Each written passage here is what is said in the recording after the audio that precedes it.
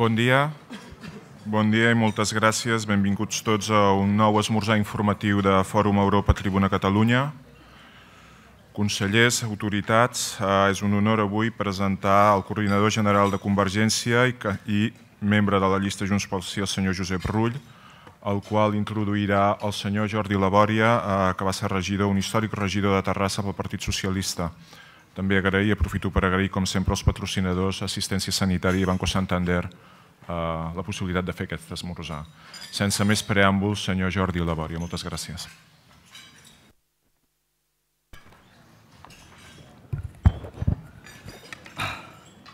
Moltes gràcies. Bon dia a tothom.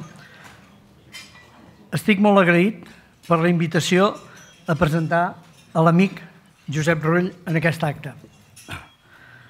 El Josep ja fa temps que és un polític que ocupa un lloc destacat a l'escena pública catalana i que, per tant, no requereix massa presentació, com passen tots els que esteu a la primera fila de la política.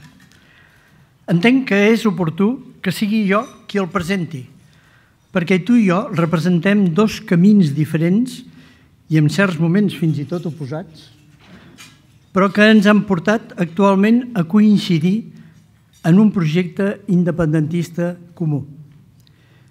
L'endemà del míting que vam celebrar a Terrassa, dissabte passat, no l'altre, si no em falla la memòria, vaig rebre un tuit que deia: pels terrassencs, l'abraçada entre Jordi Labòria i Josep Rull és la prova més contundent de que això, es referia al procés, va en sèrio.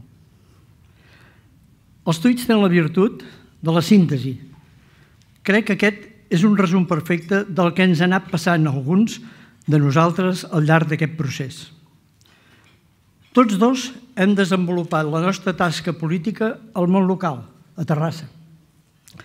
Allà vas aprendre la gestió pública i a debatre per la defensa de les teves idees i del que tu creies convenient per a la ciutat, i us ben asseguro que ho feia de forma decidida i convincent, malgrat la seva joventut, que encara conserves.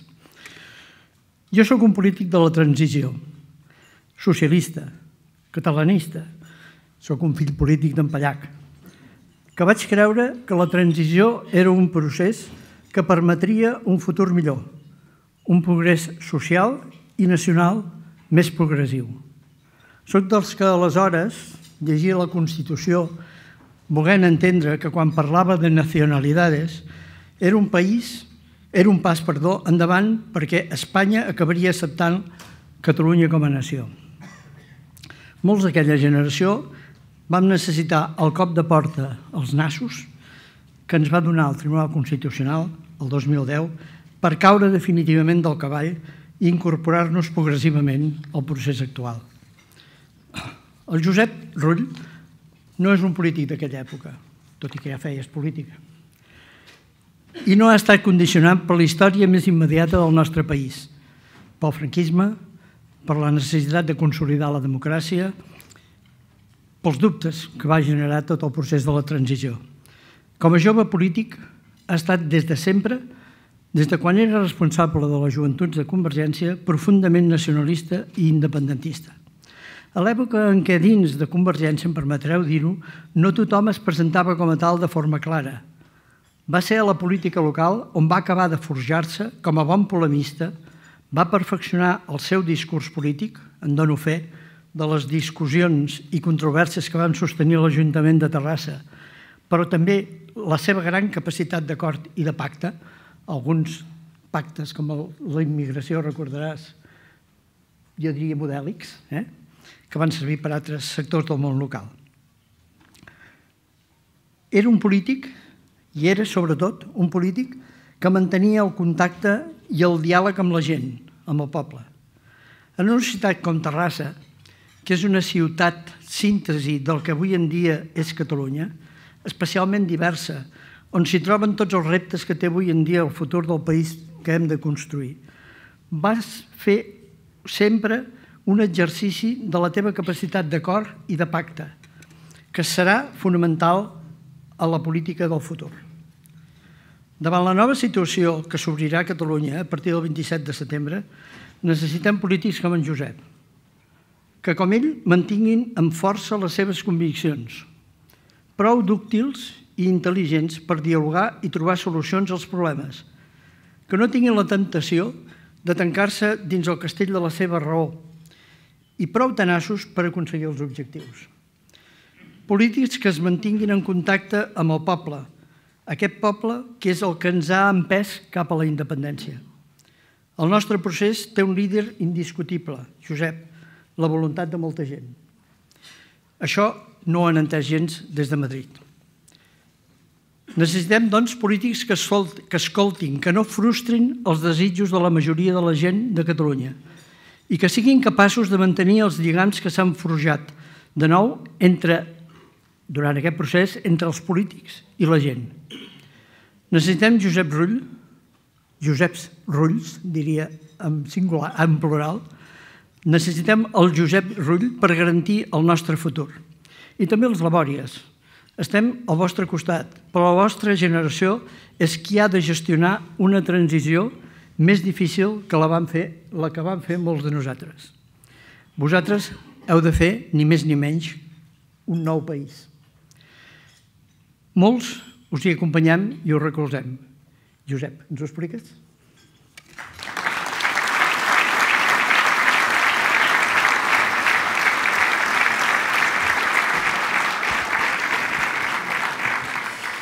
Moltes gràcies, vicepresidenta del Govern, honorables consellers, vicepresident del Parlament, cap del grup parlamentari, president del grup parlamentari en el Parlament, diputats, diputades, senadors, senadores, amigues, amics, gràcies per ser avui aquí en un moment que és absolutament transcendent de la història d'aquest país. Jo el primer que voldria fer és agrair-li a Jordi Labòria. Per mi és un referent. Jo sempre havia dit, en aquells anys que havíem estat plegats a l'Ajuntament de Terrassa, ell com a president del grup municipal del PSC i com una persona molt rellevant, tinent d'alcalde de l'Ajuntament i també diputat provincial, que era un dels meus referents per la manera de fer política, per l'actitud que tenia, valors i sobretot capacitat d'aquests ideals transformar-los en realitat i capacitat de controvèrsia i capacitat de pacte. I aquest era un element bàsic per entendre la política municipal a Terrassa durant un determinat període. I veníem de tradicions molt diferents. De fet, havíem parlat molt del futur de Catalunya i havíem parlat molt tant en el ple de l'Ajuntament com en converses privades en les quals jo n'aprenia molt de quin havia de ser el futur de Catalunya i quin era aquest espai de llibertat.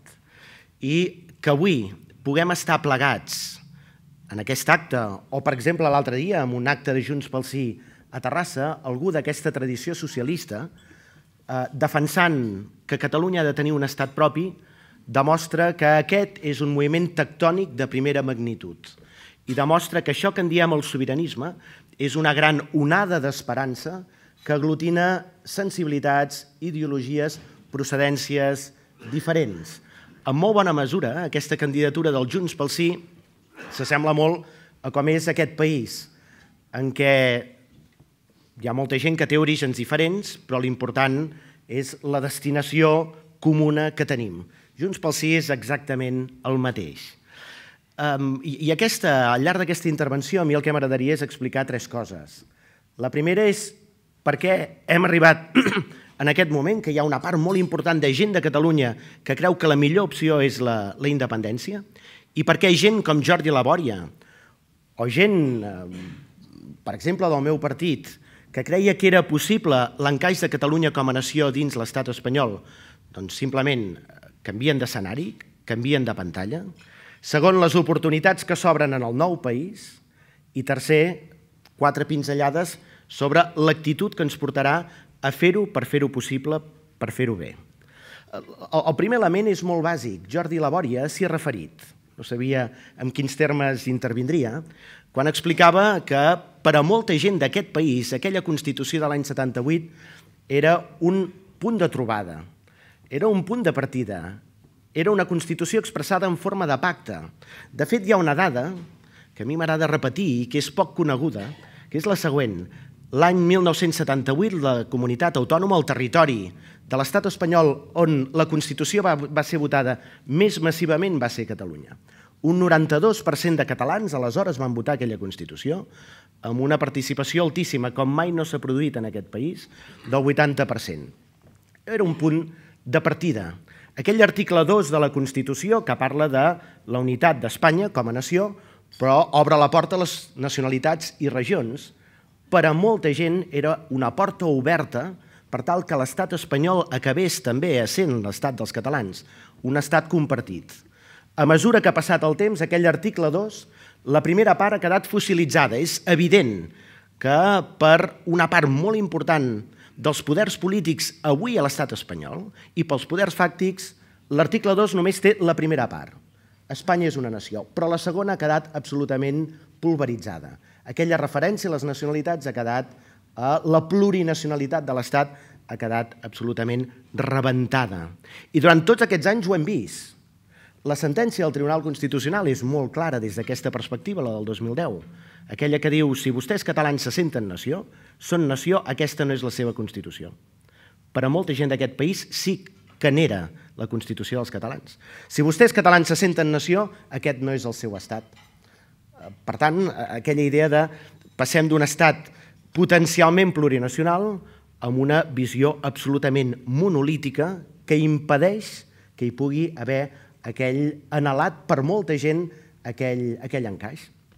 I si en molt bona mesura l'estat espanyol ha renunciat a ser l'estat dels catalans, els catalans, i aquesta és la nostra visió, tenim el dret i tenim l'obligació de construir-ne un de propi si volem garantir el benestar i el progrés de la gent d'aquest país. L'element de reconeixement és molt bàsic, és molt important. Aquesta és la pregunta que s'haurien de fer aquests líders espanyols que només venen en campanya, venen essencialment en campanya, amb una mentalitat més de colonització que no pas de voler entendre a fons què és el que està passant a Catalunya. La pregunta que s'haurien de fer i que són incapaços de fer-se és què ha passat perquè aquell 92% de la gent de Catalunya que l'any 78 van votar a favor de la Constitució ara s'hagi convertit en una majoria significativa de gent que vol simplement construir un projecte propi. Aquesta és una primera part de reconeixement, però n'hi ha una segona, que és de quin model de país volem i quines oportunitats volem donar per a la nostra gent. Jo una de les visites que he fet que m'han frapat més i que els recomano que algun dia la puguin fer vostès també, és en el Parc Científic de Barcelona. I allà sents orgull de país, del potencial que té la nostra nació a l'hora d'excel·lir en determinats aspectes. Aquí hi ha el secretari d'Universitats i Recerca, que té molt bona part del mèrit d'això que els explicaré. Què és el següent? Ja es fan projectes de recerca de primeríssim nivell. De fet, avui Catalunya, com a autonomia, és al capdavant de la capacitat de crear coneixement científic en el conjunt d'Europa i del món. Hi ha unes dades que voldria compartir amb vostès, que són unes dades bastant eloqüents, que són les següents. Hi ha un òrgan que va més enllà de la Unió Europea, el Consell Europeu de Recerca Científica, que cada any aporta unes beques per projectes científics de primer nivell, d'excel·lència. Quan parlem de beques estem parlant d'un volum mínim de 3 milions d'euros. Estem parlant de projectes d'una magnitud molt considerable. Si agafem els 28 estats de la Unió Europea i posem Catalunya, per cada milió d'habitants, el volum de beques que rep el territori. La mitjana de la Unió Europea és 9,7. El país que està davant és Holanda, 24,1. El segon país en aquests moments a Europa ja és Catalunya, 20,4. La mitjana de la Unió Europea, recordin, 9, Holanda 24, Catalunya 20, Espanya sense Catalunya se situa a la penúltima posició, 3,4, entre Grècia i Portugal. És bàsicament això. Això és el que tenim sobre la taula. Un país que quan ha tingut una mínima capacitat de decisió té el potencial, té la capacitat de poder excel·lir en un determinat model de país. I la pregunta que els vaig fer als representants, a la gent, als directius del Parc Científic i Tecnològic va ser la següent. Amb l'actual situació de Catalunya, amb aquest procés, aquesta onada de recentralització, això que vostès representen És viable? Això que vostès representen, amb l'actual situació d'incapacitat de prendre decisions i d'un dèficit fiscal galopant, això s'alenteix o s'atura?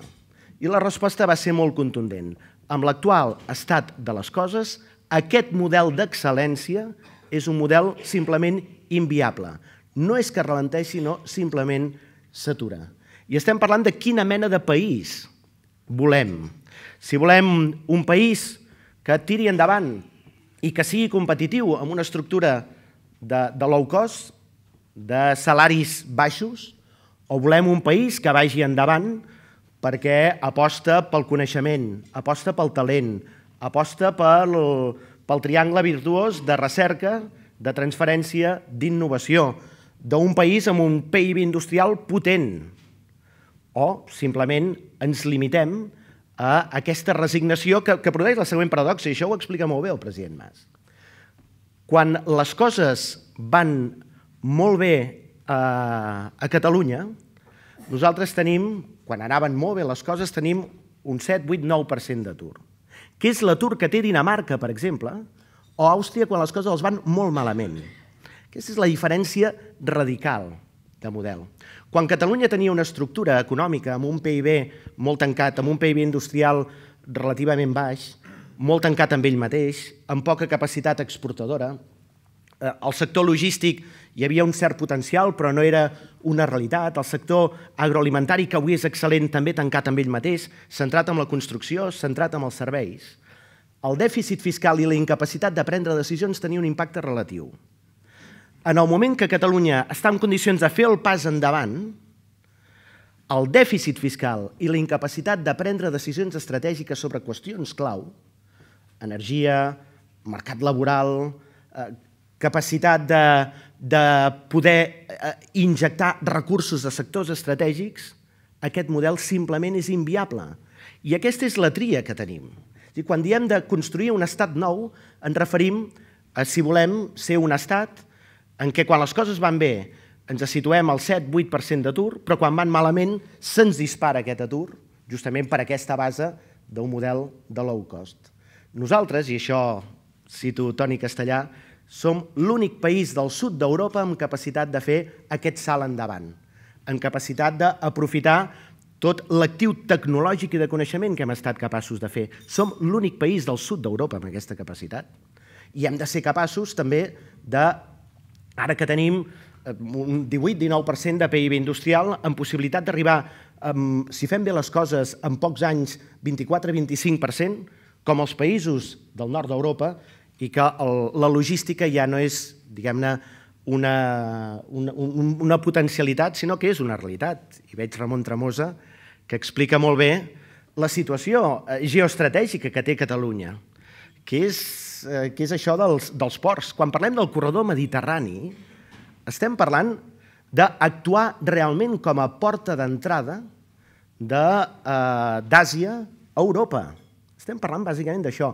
Ara aquest estiu hem tingut una notícia que és bona per a Catalunya, que és l'ampliació de la capacitat del canal de Suez, que permet que hi hagi més trànsit de vaixells, de mercaderies que venen d'Àsia, que venen de l'Extrem Orient i que arriben a Europa pel canal de Suez i que tenen dues opcions.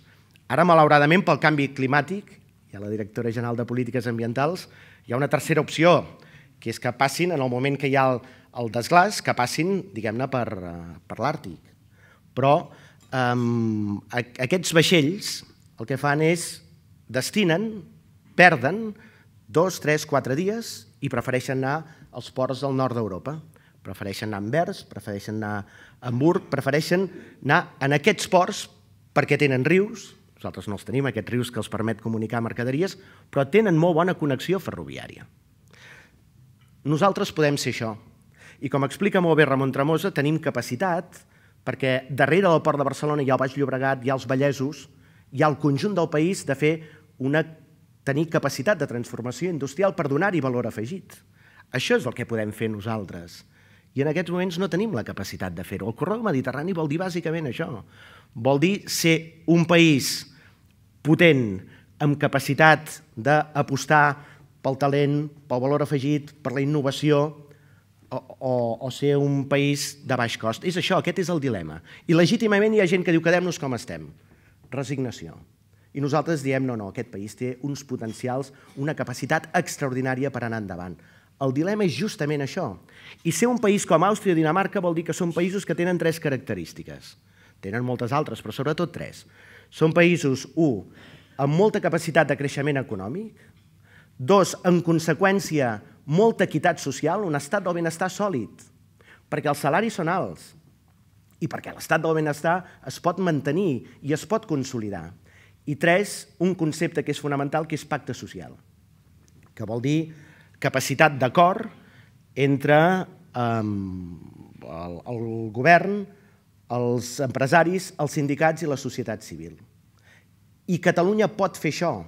Ho hem demostrat i ho hem acreditat moltes vegades. Aquesta és l'oportunitat que se'ns obre. I per tant, per què fem aquest salt endavant? El fem perquè no hi ha reconeixement nacional, i això és rellevant a Catalunya, però el fem amb la convicció que nosaltres podem ser una gran oportunitat per a Europa. I aquesta és la segona part que els volia explicar. Ara fa 2 anys i mig vaig tenir l'oportunitat d'anar a Baviera a explicar el procés català. I vam anar a veure el govern bavarès, que ja tenien els dossiers de García Margallo, per entendre'ns. Sabien exactament el que hi havia i en quins termes s'expressaven, però eren molt receptius a allò que passava a Catalunya. I vam parlar de números, i vam parlar de dèficit fiscal. I el que vaig trobar fascinant és que ells, els números són absolutament transparents, que em permetran incorporar allò que va dir Antoni Abad, el president de la SACOT, els terrassencs ens citem entre nosaltres, habitualment, que deia, davant de Pedro Solbes, quan era vicepresident del govern espanyol, i que és l'antítesi del que passa a Baviera. Diu, en el món hi ha 2 grans misteris, 1, la fórmula de la Coca-Cola, 2, les balances fiscals a l'estat espanyol. I això és el que no passa allà a Baviera, i allà explicaven quina és la situació que tenien. Jo els vaig donar aquestes dades que coneixen vostès perfectament. Som el 16% de la població de l'Estat, generem el 19,5% del PIB, paguem a l'entorn del 20% dels impostos, en aquests moments representem el 26% de les exportacions, però la inversió se situa entre el 8 i el 10%. I això és el que aquella gent de Baviera no podien entendre de cap de les maneres. Com podia ser que la locomotora a l'estat espanyol, en lloc de ser greixada, en lloc de posar-hi carbó, s'ofegués? Això és el que encara no hi ha ningú a la resta d'Europa que tingui la capacitat de saber per què passa. Per què passa? El govern bavarès coneixia perfectament què estaven fent.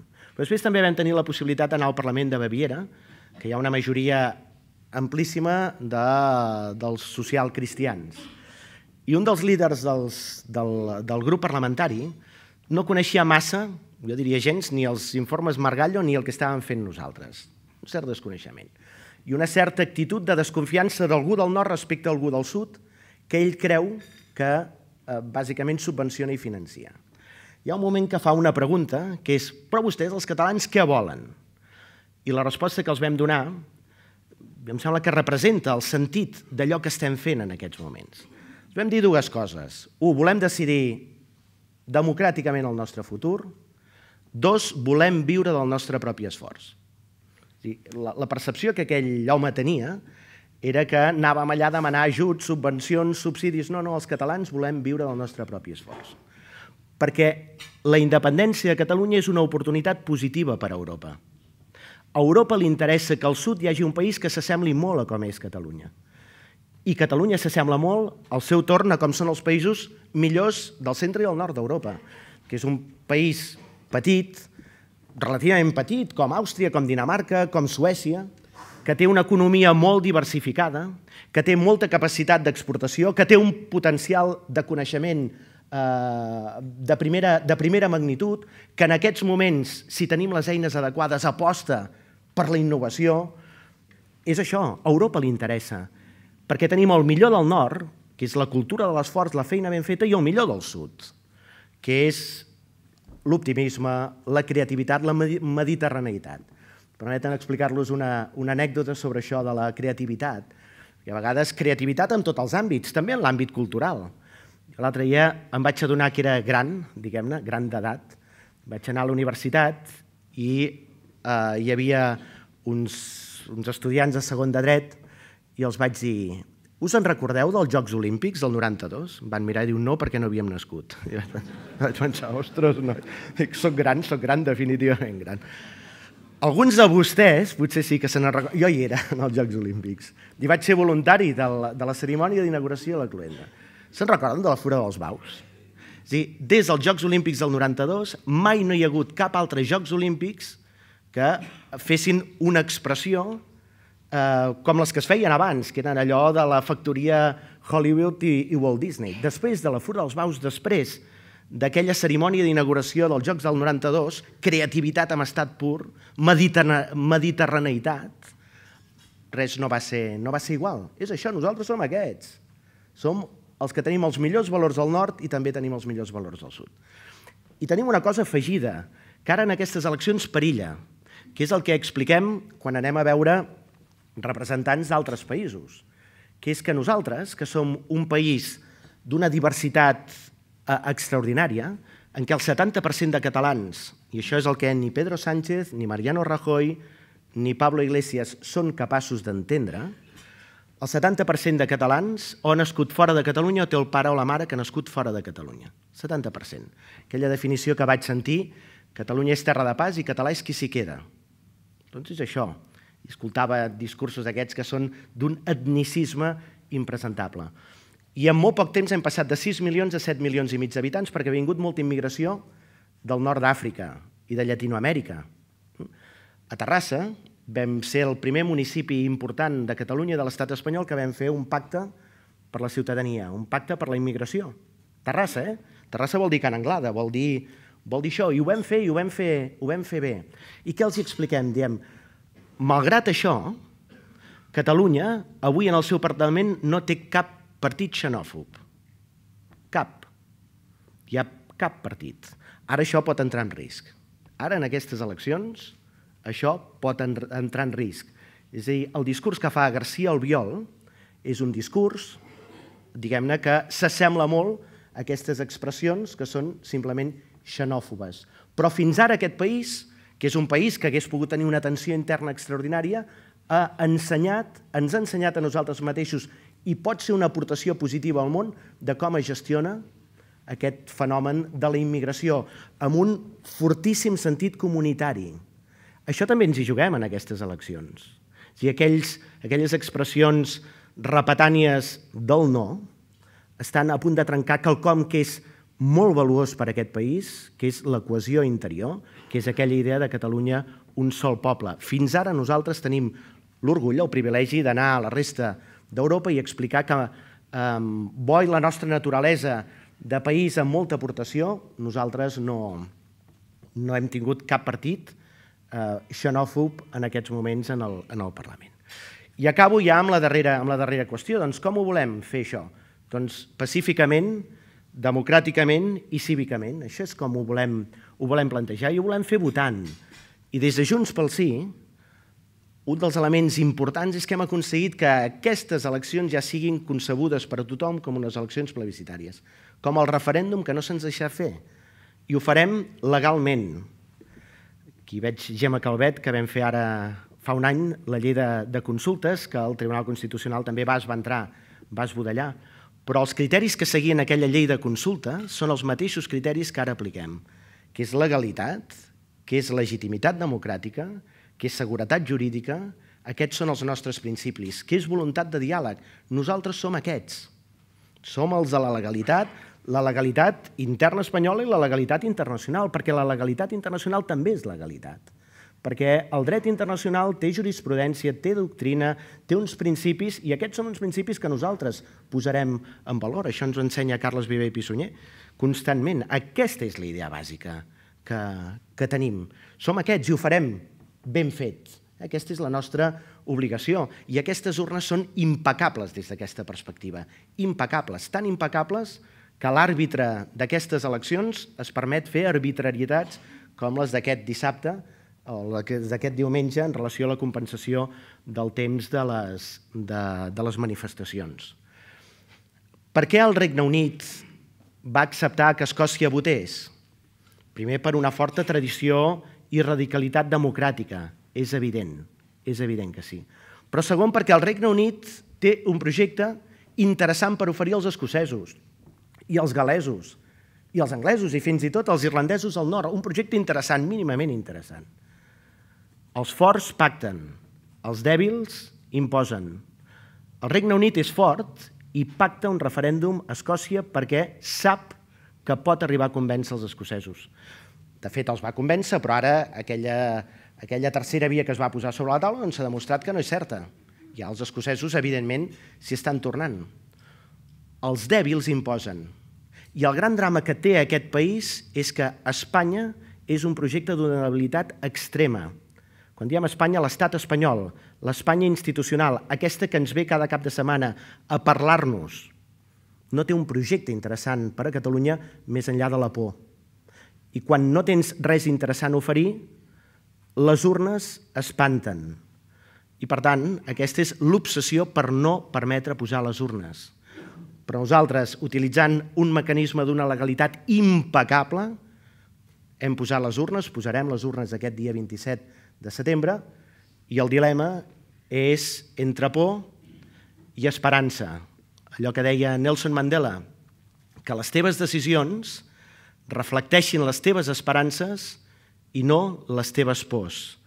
Nosaltres volem explicar a la gent d'aquest país que tenim un projecte, que és un projecte apassionant de justícia i de benestar, i que l'optimisme, l'esperança, l'ambició de deixar als nostres fills un país millor, sempre té molta més força i molt més recorregut que la por. Això és el que els catalans hauran de decidir el dia 27, por o esperança. I sempre tenint en compte que les urnes mai no són el problema, les urnes sempre són la solució. Que la democràcia mai no separa, sinó que la democràcia és l'instrument de què ens hem dotat justament per construir societats millors, més civilitzades, més pròsperes. Moltíssimes gràcies.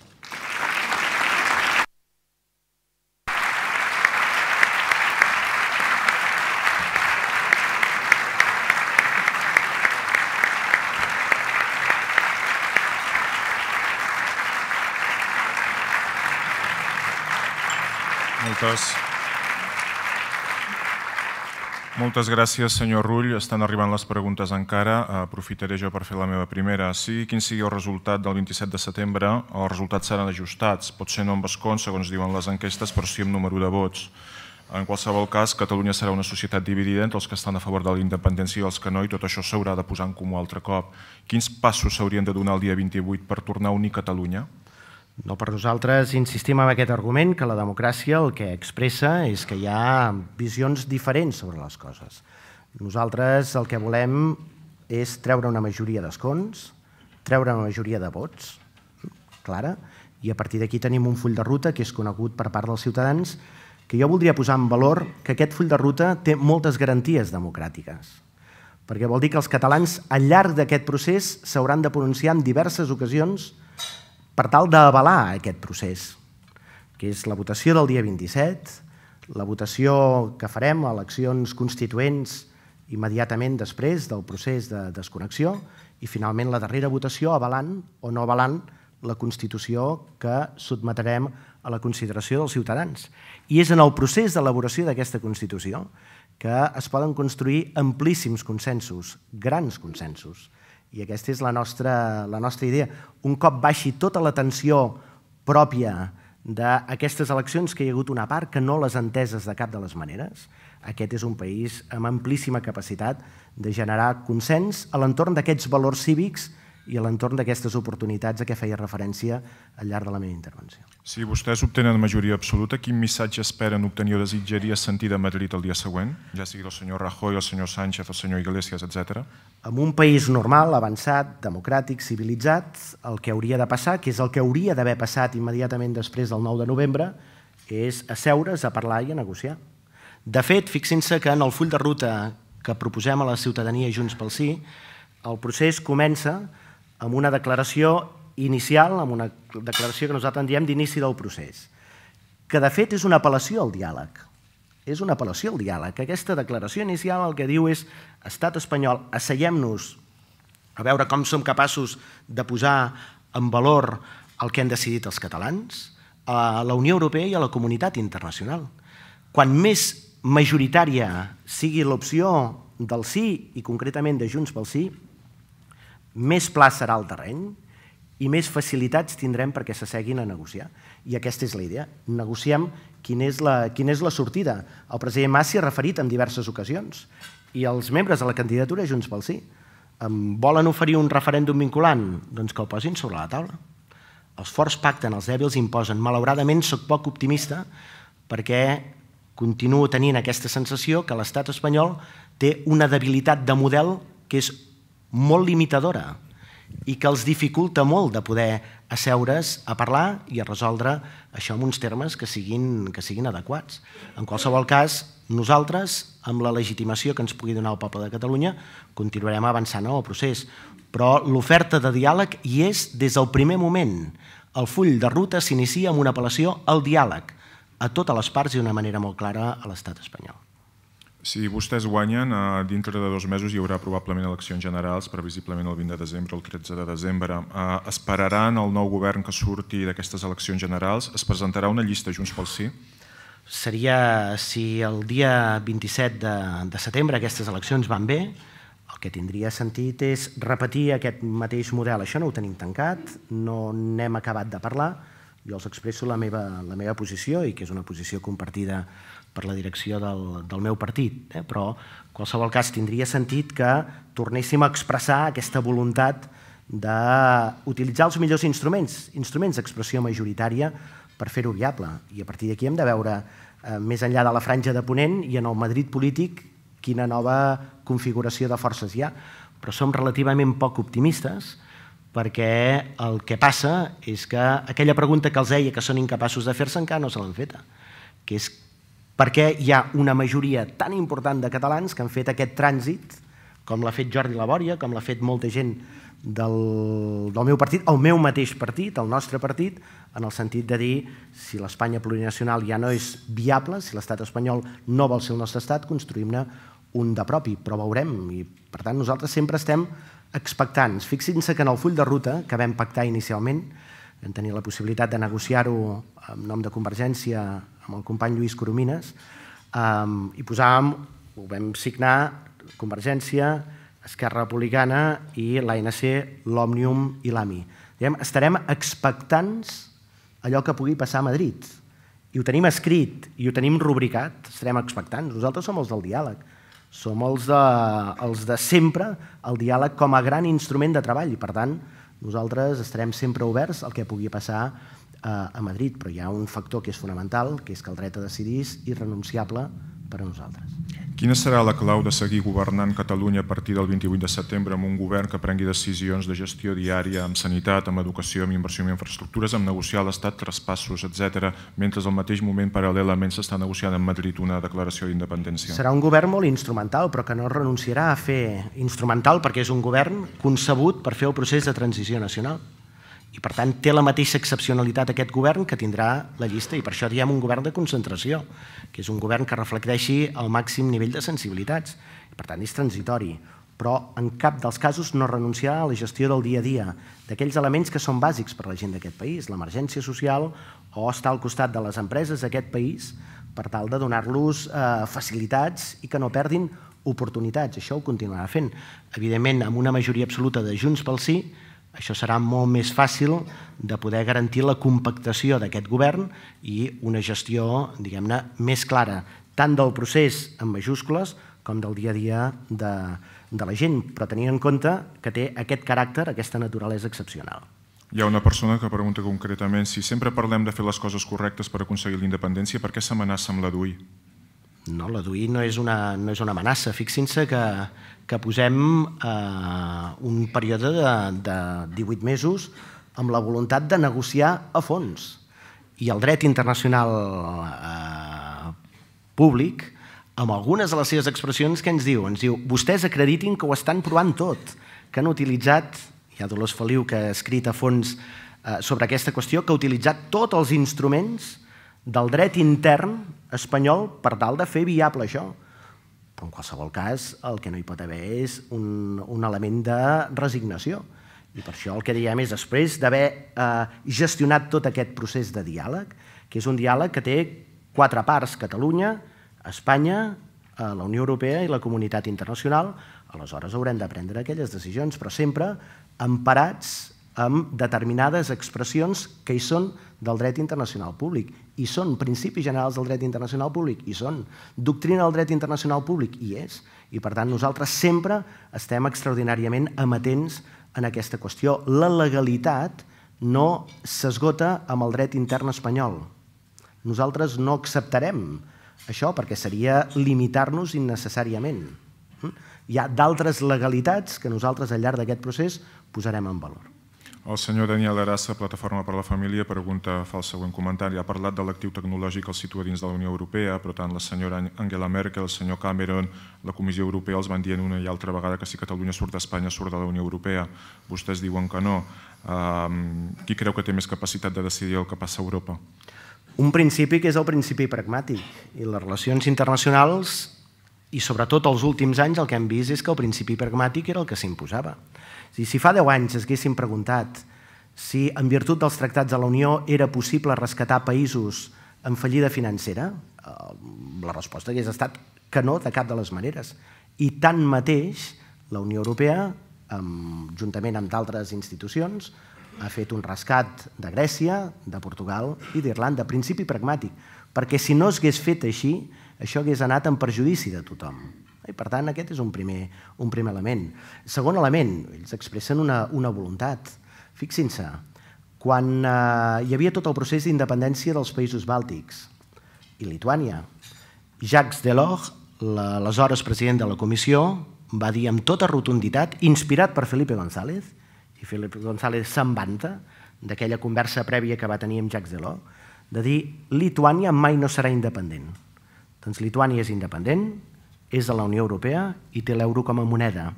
I en aquests moments els països bàltics són els que s'han expressat de dir, si això ho fan democràticament, doncs donem recorregut. Per tant, hi ha dos principis. El principi pragmàtic, que ningú no pren les decisions contra els seus propis interessos, i deixar Catalunya aïllada del món seria nefast per a Catalunya, però seria nefast per a Espanya i seria dolent per a Europa. Per tant, principi pragmàtic, ningú no va en contra els seus interessos. I principi democràtic. Els tractats de la Unió tenen, diguem-ne, com a columna fonamental la democràcia, que és el que va passar en el referèndum al Quebec. Aquella resolució del Tribunal Suprem canadenc el que diu és, per sobre la Constitució hi ha dos principis que ens ajuden a interpretar-la i que han de ser tinguts molt en valor, el principi democràtic i el principi federal. El principi democràtic és un principi fundacional de la Unió Europea i estem molt convençuts que la Unió Europea mai no girarà l'esquena a la democràcia. Aquesta és la nostra convicció. Acabo citant Amadeu Altafaix, que té una frase molt inspiradora, el delegat de la Generalitat davant de la Comissió Europea, que diu: jo he estat 10 anys treballant a la Comissió com a portaveu del comissari d'Economia, de l'IREN, i com a membre del seu gabinet, que va ser cap de gabinet adjunt. Diu, durant aquests anys he vist que la Comissió Europea, la Unió Europea, feia coses que semblaven jurídicament impossibles i políticament impensables, i tanmateix les ha fetes. Aquests són els fets que contrasten amb què els tractats de la Unió no preveuen aquesta situació de l'ampliació interior. I per analogia algú diu se'ls ha de tractar com un tercer estat, però nosaltres ja som europeus, ja tenim la ciutadania europea. I per tant estem molt convençuts, principi pragmàtic, principi democràtic, això tindrà recorregut i tindrà viabilitat si nosaltres tenim la majoria que hem de tenir expressada amb les urnes el dia 27. Degut al procés que es pot accelerar a partir del dilluns vinent, com es aconseguirà evitar que les empreses estrangeres, inversors estrangers que estan mirant invertir a Catalunya mantinguin això i se'ls pugui assegurar certa seguretat jurídica pels propers 2, 3, 4, 5, 6 anys? Aquesta és la clau. És a dir, al llarg de tot el procés, agradava, cito Carles Viver i Pissunyer, terrassenc també, això de Terrassa ja els dic que és molt important a la vida, diguem. Doncs deia, no farem un salt al buit. I ahir el president Mas, en una entrevista, sembla que era el diari Ara, deia, jo garanteixo la seguretat jurídica durant tot aquest procés. Fixin-se una dada, que l'altre dia em lliuraven des del govern, des d'Acció. Els dic, pinzellada gruixuda. Fa 2 anys a Catalunya hi havia 5.600 empreses multinacionals. Ara n'hi ha 6.400. En 2 anys. Teòricament, en 2 anys ja se sabia que hi havia el procés i que el procés estava molt avançat. I per tant, si continuen venint empreses multinacionals I a més és una inversió que no és de caràcter financer, sinó de caràcter industrial, que vol dir que les inversions que fan aquestes empreses vol dir que hi ha voluntat de quedar-s'hi. Hi ha una inversió en pedra i en equipaments i en infraestructura que és de primera magnitud. I per tant estem molt convençuts que aquesta mateixa visió d'oportunitats que tenen les empreses i que ha quedat consolidada aquests últims anys es mantindrà en el futur, perquè nosaltres, insistim, durant tot aquest procés hi ha un principi bàsic que hem de garantir i que garantirem, que és la seguretat jurídica. Entrant en el terreny de les especulacions, el senyor Francesc Portella a Barcelona 2020 però insisteix en la CUP. Si la CUP insisteix en no votar el senyor Mas, entenc que aquest senyor assumeix que la CUP pot ser necessària per obtenir la majoria absoluta en escons. En cas de ser necessaris els vots de la CUP, què passaria amb la figura del president Mas? Qui seria el candidat a president de la Generalitat? Nosaltres volem obtenir majoria absoluta i volem que Artur Mas, perquè considerem que és un actiu extraordinari d'aquest procés a nivell intern i a nivell internacional, pugui ser el president d'aquesta transició. I per tant, després de les declaracions que han fet alguns líders de la CUP, més sentit té garantir que hi hagi un govern molt compactat i que sigui un govern amb capacitat de fer bé les coses amb el doble itinerari, el de transició nacional i el de dia a dia del govern. Serà tot més senzill i per tant ens veiem amb cor de fer aquesta crida a la ciutadania, de dir perquè aquest camí que ha de durar 18 mesos sigui el màxim de sòlid possible, anirà bé que la majoria d'aquesta candidatura de Junts pel Sí sigui una majoria amb capacitat, diguem-ne, per gestionar aquesta transició i per construir tots els ponts de diàleg amb tothom, evidentment amb la CUP, que compartim l'objectiu, i evidentment amb les altres formacions polítiques amb les quals hi haurem de treballar molt intensament l'endemà. Si em permeten citar-me a mi mateix, vaig fer unes declaracions que hi va haver una part de l'expressió de la caverna que els va semblar ofensives, en absolut.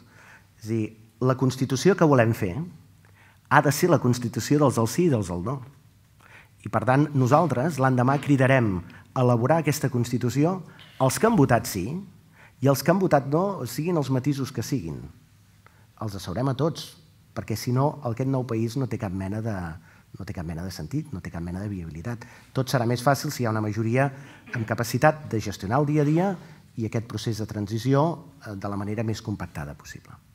Això pot fer possible que, tenint en compte que el programa econòmic de Convergència és molt més similar a partits que defensen el no, que Convergència arribi a l'acord amb aquests partits abans que amb alguns dels membres que integren Junts pel Sí? No, perquè el principi rector, el principi que regeix aquesta candidatura és culminar el procés de transició nacional. Aquest és l'objectiu prioritari i per això fem una candidatura excepcional, perquè fem això i hem estat capaços de posar-nos d'acord des de la democràcia cristiana. L'expressió més majoritària de la democràcia cristiana, demòcrates de Catalunya, són a dins de Junts pel Sí, expressions liberals, el que representa Convergència, la socialdemocràcia, Esquerra Republicana, el món socialista, l'ecosocialisme, això és molt potent i és excepcional. I per tant, insistim, aquestes no són unes eleccions normals, ordinàries, per escollir un govern autonòmic. Aquestes són unes eleccions que volen legitimar un procés de transició nacional. Hi ha d'haver algú que faci aquest procés. Doncs la candidatura del Junts pel Sí, amb la pluralitat, que és la pluralitat pròpia del país, és la que s'ofereix en els catalans per gestionar aquesta transició. Per tant, aquest factor de transició serà més rellevant. Després hi ha un comú denominador d'aquelles qüestions de la gestió del dia a dia, però no és un govern ideològic, no serà un govern ideològic, serà un govern instrumental. Això vol dir, vostè ha mencionat abans que hi haurà eleccions constitucionals més endavant. En quin marge de temps? Gener, febrer, després de les generals espanyoles? No, constituents ens hem donat un termini de 18 mesos perquè hi hagi aquestes eleccions constituents, que ja són unes eleccions que s'han de celebrar d'acord amb la nova legalitat, legitimitat i sobirania del nou estat català. És un termini màxim que ens donem de 18 mesos, tal com consta en el full de ruta de Junts pel Sí. Hi ha preguntes molt concretes sobre futur. El senyor Marçal Quintairos de Rappel, entenc que posa aquí, pregunta sobre el model de millora de formació obligatòria i superior, si es podrà financiar o no. Es preocupa si podrem millorar els catalans la nostra posició en el PISA, el famós informe PISA de rànquing. La resposta és monosíl·lab sí. N'estem molt convençuts, això que és el que deia. Nosaltres necessitem més recursos i més capacitat de decisió. Amb més recursos i més capacitat de decisió, com hem demostrat en la política de recerca, com estem demostrant amb moltes limitacions de la mà de la consellera Rigau, que estem lluitant de manera eficaç contra el fracàs escolar, amb més recursos nosaltres ens en podem sortir. I sobretot hi ha un tema que és bàsic, que és el tema de beques, que representem a l'entorn del 18-19% de població universitària de l'estat espanyol, si no m'erro rebem el 7-8% de les beques, i per tant això no té cap mena de sentit, és antiequitatiu i sobretot limita extraordinàriament el potencial d'aquest país. Volem construir un país nou, amb les eines estem convençuts que ens en sortirem millor. El senyor Xavier Lumbianes pregunta: no els importa que els catalans estem desapareixent des d'un punt de vista demogràfic, que és un dels grans problemes d'Europa Occidental? Absolutament d'acord, sí.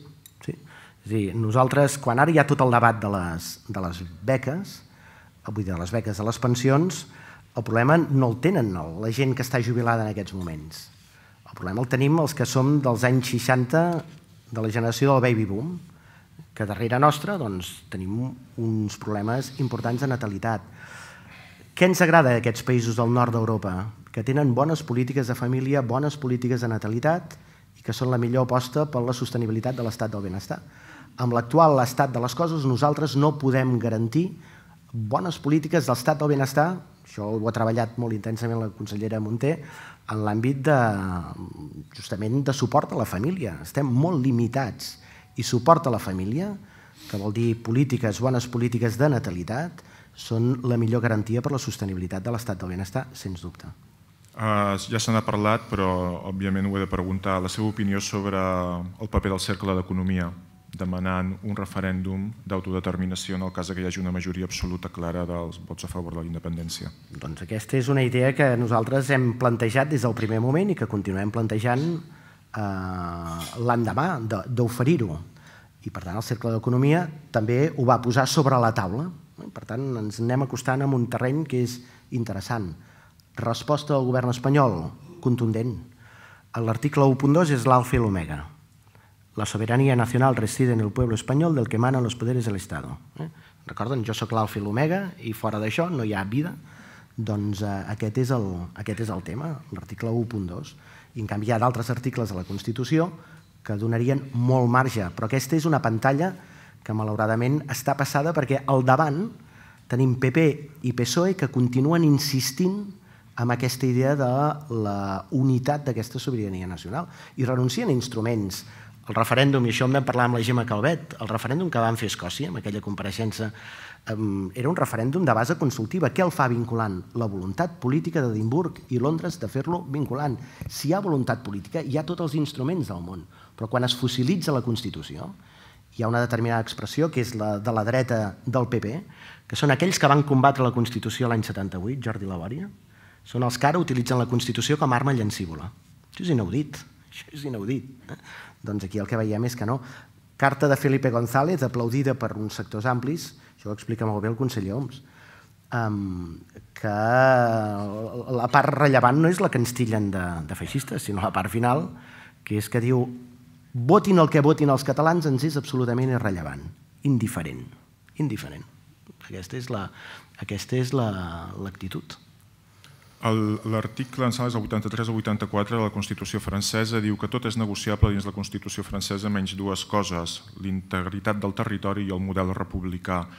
Què serà necessari fer per convèncer el senyor Hollande, el senyor Valls, el senyor Sarkozy que Catalunya vol ser un estat independent i trencar un estat com Espanya?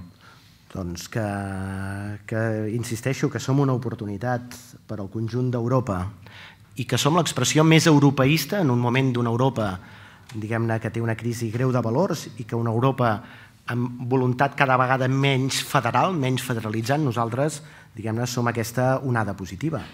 Però Valls i Hollande també coneixen perfectament què diu la Constitució canadenca i com a Canadà van resoldre aquesta situació. La Constitució canadenca expressament no reconeix el dret d'autodeterminació i tanmateix les institucions canadenques van incorporar aquests principis. Principi democràtic, principi federal. El principi federal identificava que hi ha una realitat subjectiva que és Quebec. Principi democràtic, escoltem què pensen els quebequesos i si hi ha una majoria clara, Aleshores fem les modificacions legals pertinents per donar-hi viabilitat. I per tant, què expliquem a la República Francesa?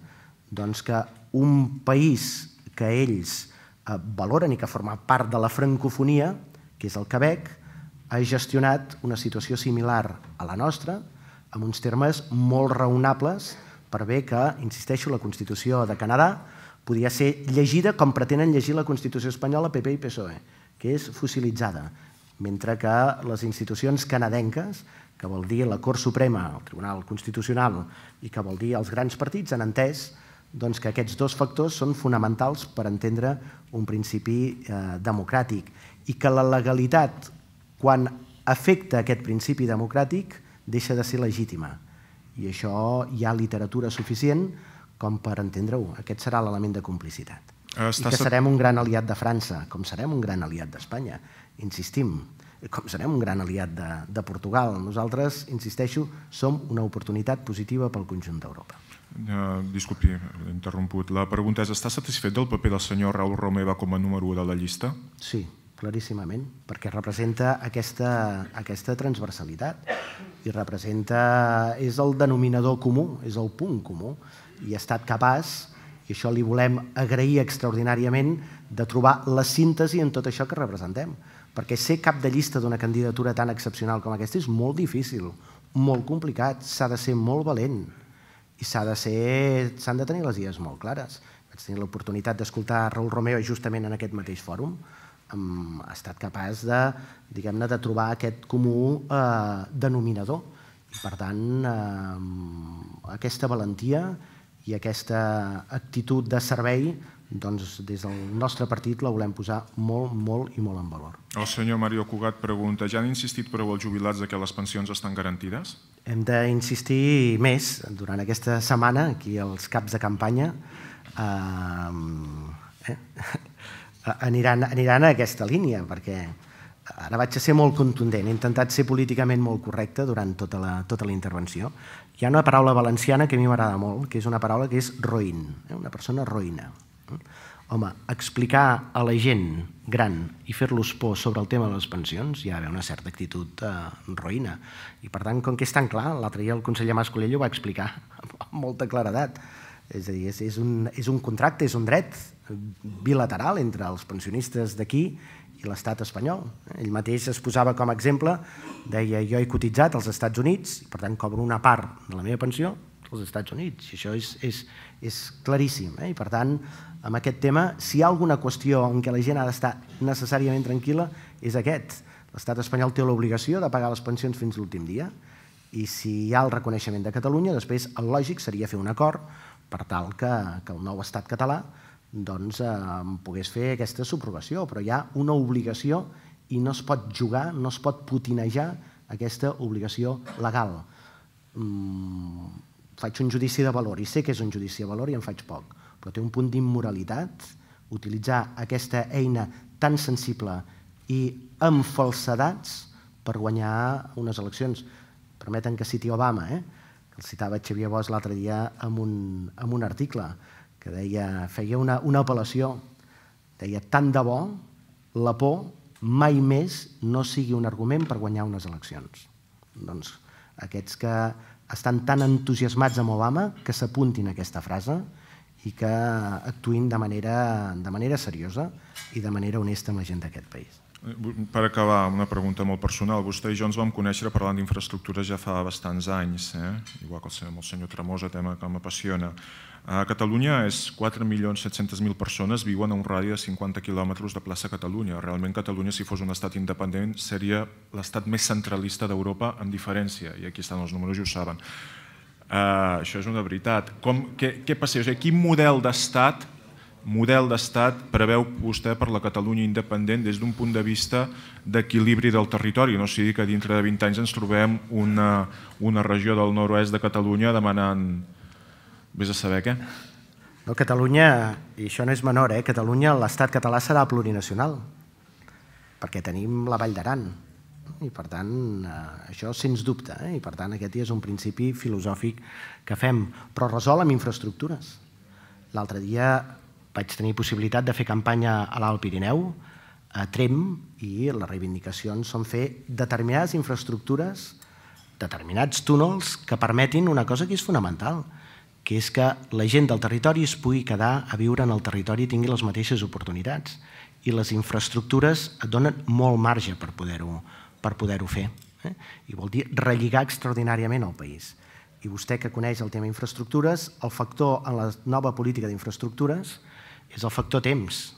La distància ha quedat superada, ara s'incorpora un nou element, que és el factor temps, amb un bon sistema de transport públic es pot relligar extraordinàriament el país i garantir que el territori pugui continuar mantenint la seva prosperitat i el seu futur. És plantejable que la capital administrativa de Catalunya no sigui Barcelona, com passa a tants estats moderns federals? No, en principi nosaltres, i això amb el Xavier Trias n'hem parlat en moltes ocasions, la capital de Catalunya per tots els aspectes i per tots els àmbits, evidentment és Catalunya.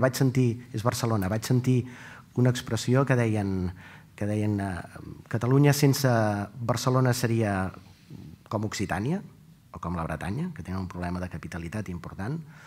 Barcelona sense Catalunya seria com Hong Kong. Nosaltres tenim un país amb una gran capital, però sobretot amb un país molt potent que dona sentit a l'exercici generós d'aquesta capitalitat.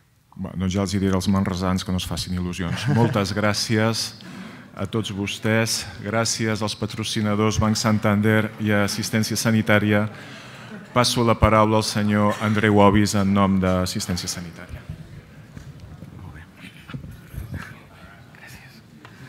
En nom dels patrocinadors i dels organitzadors, donar les gràcies al senyor Rull per la seva presència aquí avui, així com la de tots vostès. I desitjar que tinguem tots plegats un bon dia, una bona setmana i un bon diumenge. Fins la propera.